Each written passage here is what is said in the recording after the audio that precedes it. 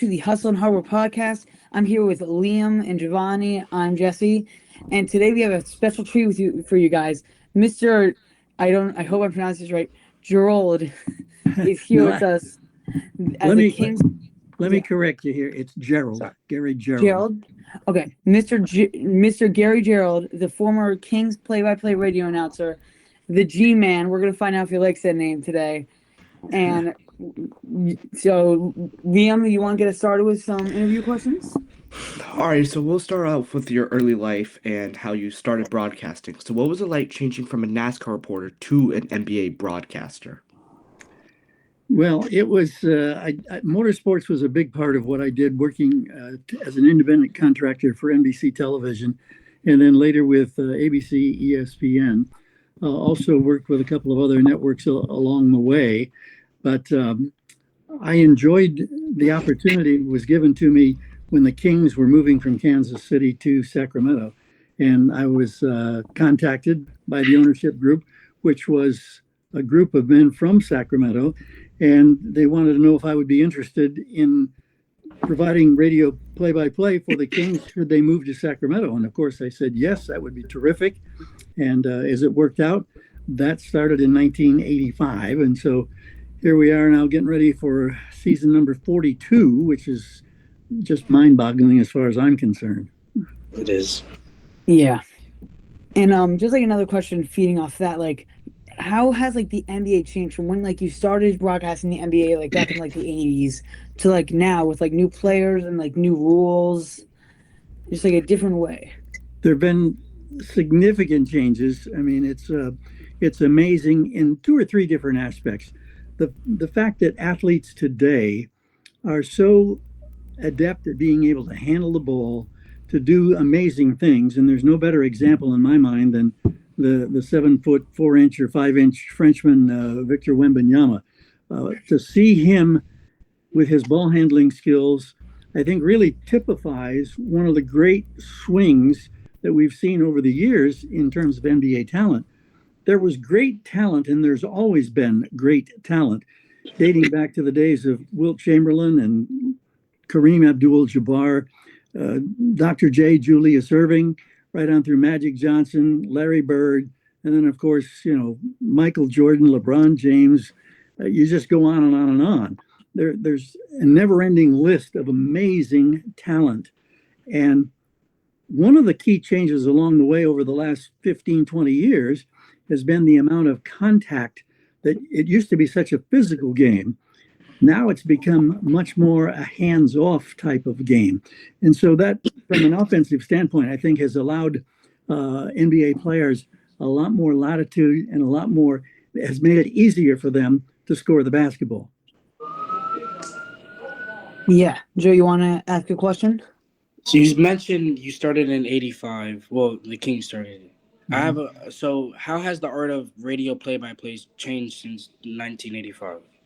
A couple of big things have happened, Giovanni, that have made significant changes. It used to be, for the first 25 years, radio broadcasters were always on the floor at courtside level. And then at the league's insistence, they started making teams realize that if you eliminate some of that space from a broadcast standpoint, it opens up chances to sell high revenue seats. Mm-hmm. And so you generate revenue in that sense. Well, from that time, and it's been the Sacramento Kings were one of the last teams to go away from being on the floor. Now you're at vantage points that range from tolerable to basically absurd. And some of these positions make it so difficult to try to identify and to call players. In New York, I know you guys are familiar with Madison Square Garden, but you're a long way away from the floor. Not as extreme as some places like Washington, Dallas. You're way, way up there. And then in Boston, you're in the end zone in kind of a pie-shaped corridor. You're at a lower level, but when the Boston bench stands up, it blocks virtually 1/3 of the court from your vantage point.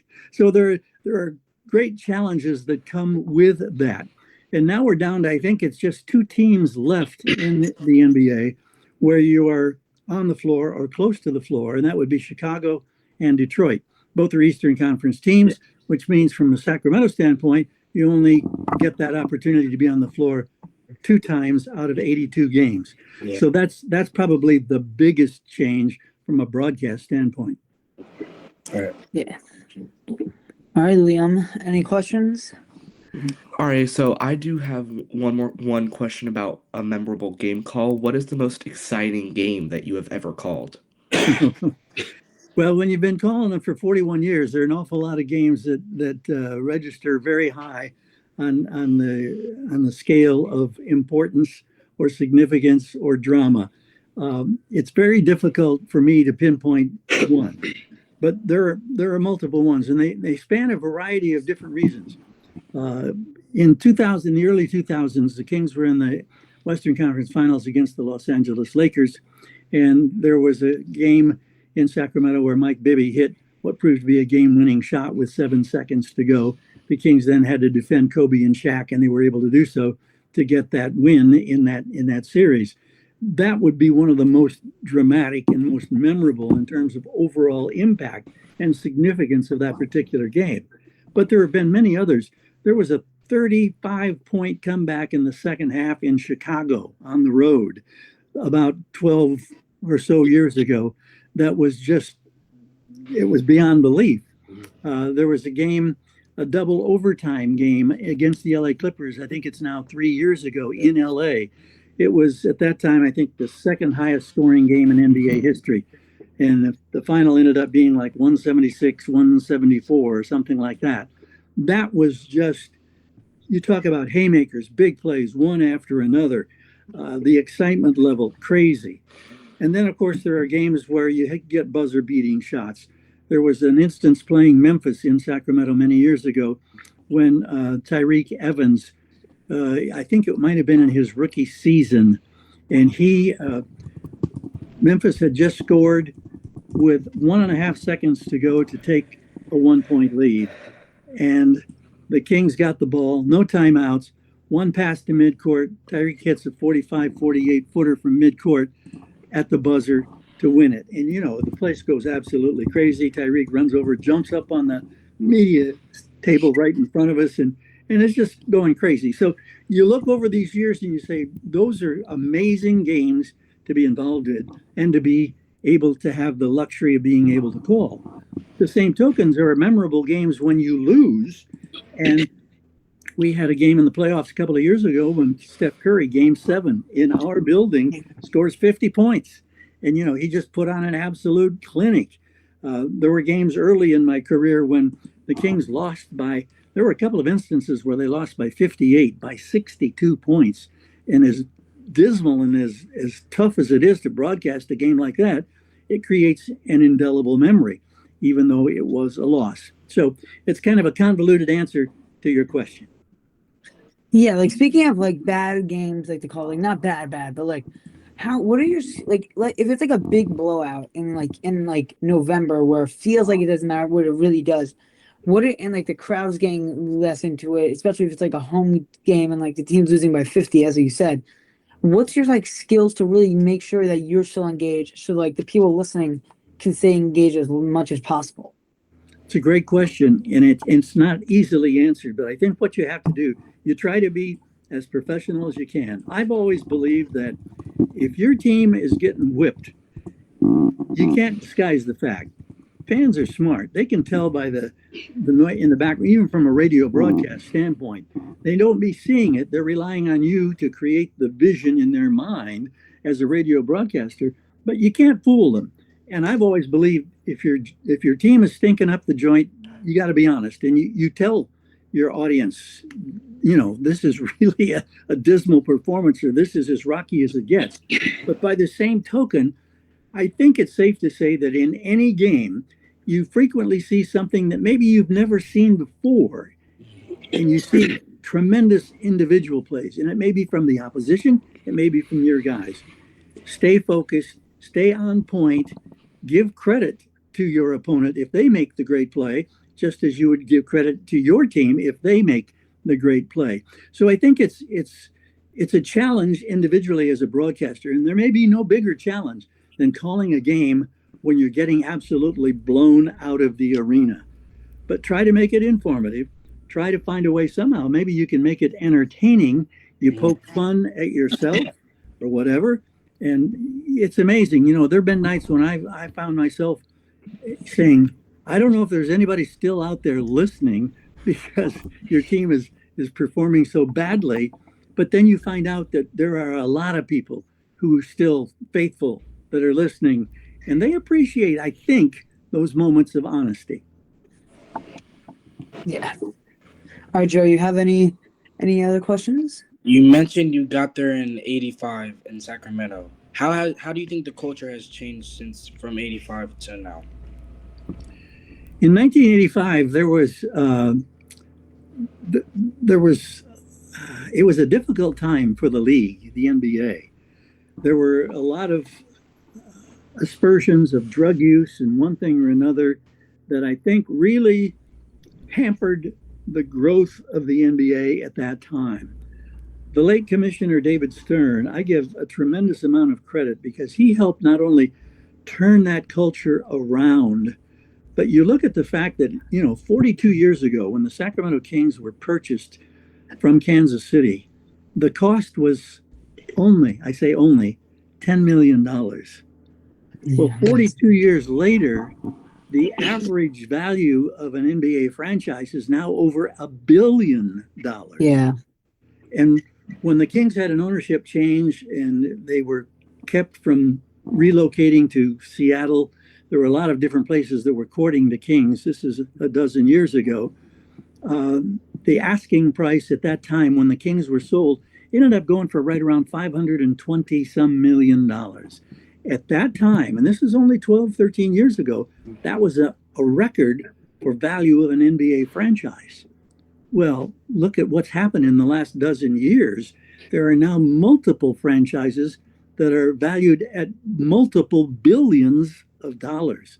So that's a huge, huge swing. And again, I think David Stern was instrumental in leading the way. And then it was international expansion and growth and interest. When Yao Ming came to the NBA, the interest in China was just off the charts.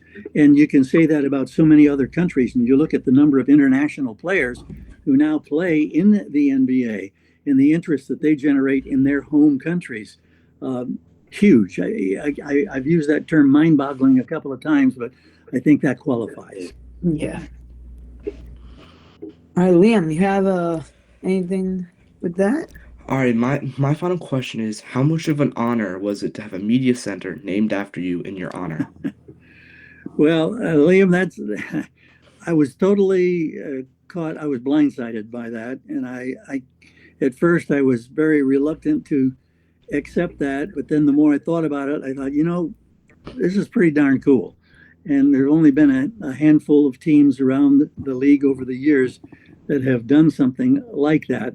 So I guess they're going to do the formal proclamation will be done at the start of this next season, and the unveiling of however they manage to change some of the atmosphere in the media workroom and the dining area, etc. But I'm humbled, and it's a great tribute. And I'm beyond flattered, and I'm still kind of pinching myself, saying, "Is this really happening?" And I guess when it does happen, for sure, at the start of the new season, it will be extraordinarily special.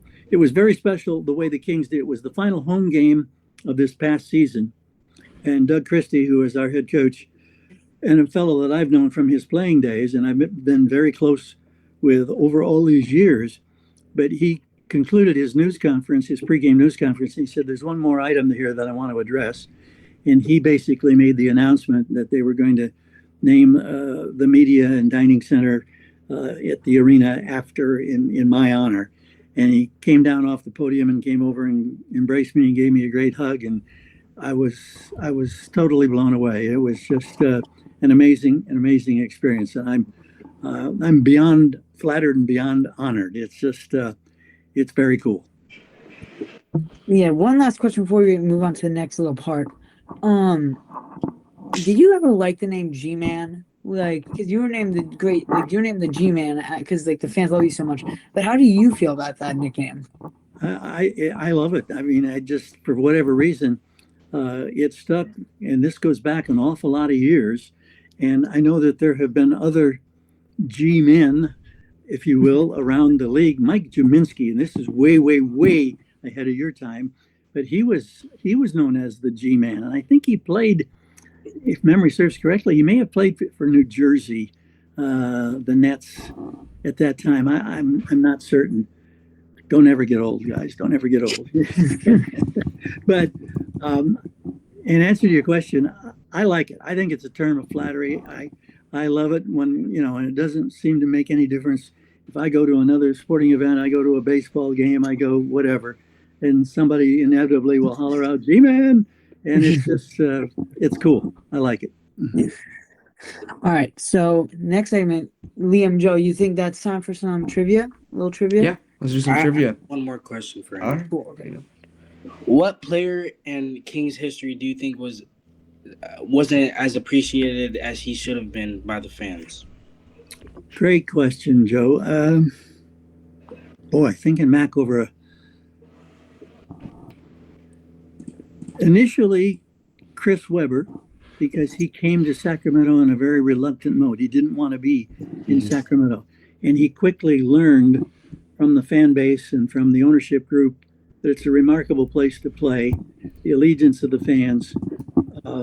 And then he totally became appreciated, and he had great credentials, and he had a great career that unfortunately ended up being the victim of a knee injury, a torn ACL, and he was never the same after that injury that occurred in the playoffs against the Dallas Mavericks.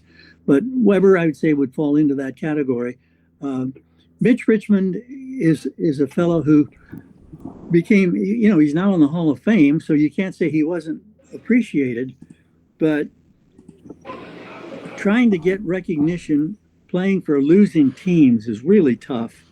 Yeah. And Mitch, I think the thing that really sold his talent and his ability was when Michael Jordan said, the toughest defender that I go up against on a nightly basis is Mitch Richmond. And you talk about, getting an endorsement from the great MJ. That really kind of swayed things. People began to realize, Mitch Richmond is more than just a good player on a bad team. Yeah. He is a great player. All right, now are we good with all questions? Any more things for? All right, trivia time. So we're gonna ask you some questions, Mr. Gerald, and we're gonna see if you could get them right. So we have 3 questions: 1, 2 multiple choice, 1 really hard one. I don't know if you're gonna get it. If you get it, then you're incredible. But I made it extra hard. So first question. So what was the name of the team when they won their first championship, the Kings?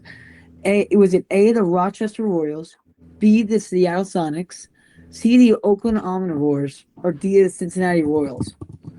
It was the Rochester Royals. Yep, that is correct. That may be the only one I get, but at least I get one. You'll definitely get this one. All right, so what unique phrase do the Kings fans scream after they win? Is it A, we did it, B, light the beam, C, tack one on, or D, thank God? Light the beam, baby. Yep. All right, that is correct. All right, final question. This is a hard one. Who was the head coach during the Kings' most successful early 2000 seasons? Rick Adelman. Wow. Yep, that's correct. You got it. That's 3 for 3. Hey. So I passed right. that test. Yeah, you got it. You're incredible. Are we good with Mr. Gerald? I think anything else we should. All right. Thank you so much for joining us. Are you still there, DJ? Are you listening? All right. Thank you so much for joining us. Have a great rest of your day, fans. Thank you, Mr. Gerald, and we'll see you next time for our next episode. Thank you so much.